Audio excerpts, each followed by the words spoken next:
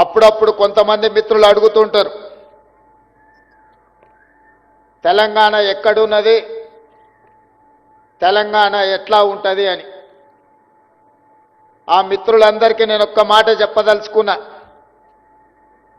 తెలంగాణ ఇక్కడనే ఉంది, తెలంగాణ ఇట్లనే ఉంటుంది.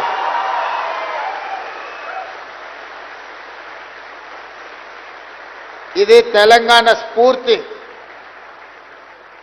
ఇది తెలంగాణ చైతన్యం, ఇది తెలంగాణ భవిష్యత్తు. మిమ్మల్ని ఉద్దేశించి 4 మాటలు మాట్లాడాలనుకున్నప్పుడు మా అధికారులు నా ముందల 10 పేజీల ఒక నోట్ తీసుకొచ్చి పెట్టాను. అది చదవడం ద్వారా నేను లీడర్ను కాదు రీడర్నని మీరు అనుకునే విధంగా 10 పేజీల నోట్ తీసుకొచ్చి ఇచ్చాను. నేను ఒక మాట చెప్పదలుచుకున్నా, మీరు నా కుటుంబ సభ్యులు, తెలంగాణ కుటుంబంలో మీరు భాగస్వాములు. మీరు నేను మాట్లాడుకోవడానికి అధికారులు రాసిచ్చిన నోటు ఇతరుల ఆలోచనలో నాకు అవసరం లేదు.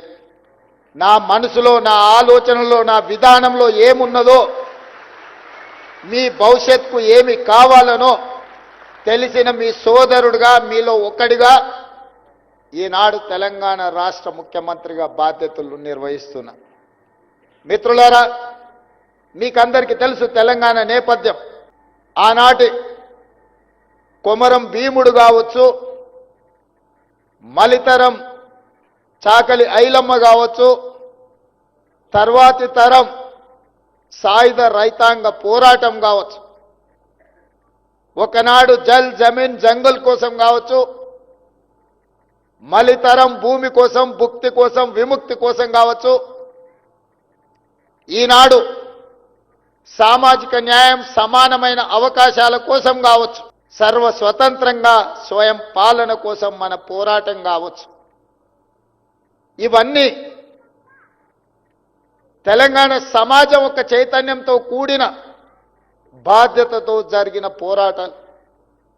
ఈ పోరాటాలలో వేలాది మంది అసూలు బాధ్యత. ఈ తెలంగాణ గడ్డకు ఒక చరిత్ర ఉన్నది, ఈ తెలంగాణ గడ్డకు ఒక పౌరుషం ఉన్నది, ఈ తెలంగాణ గడ్డకు ఒక వీరోచితమైన గాథలు ఎక్కడికి వెళ్ళినా, తండాలలో, గూడాలలో, మారుమూల పల్లెల్లో ఎవరిని కదిలించినా, ఏ జాతిని కదిలించినా ఈ తెలంగాణ స్ఫూర్తి కొట్టొచ్చినట్టుగా కనిపిస్తుంది.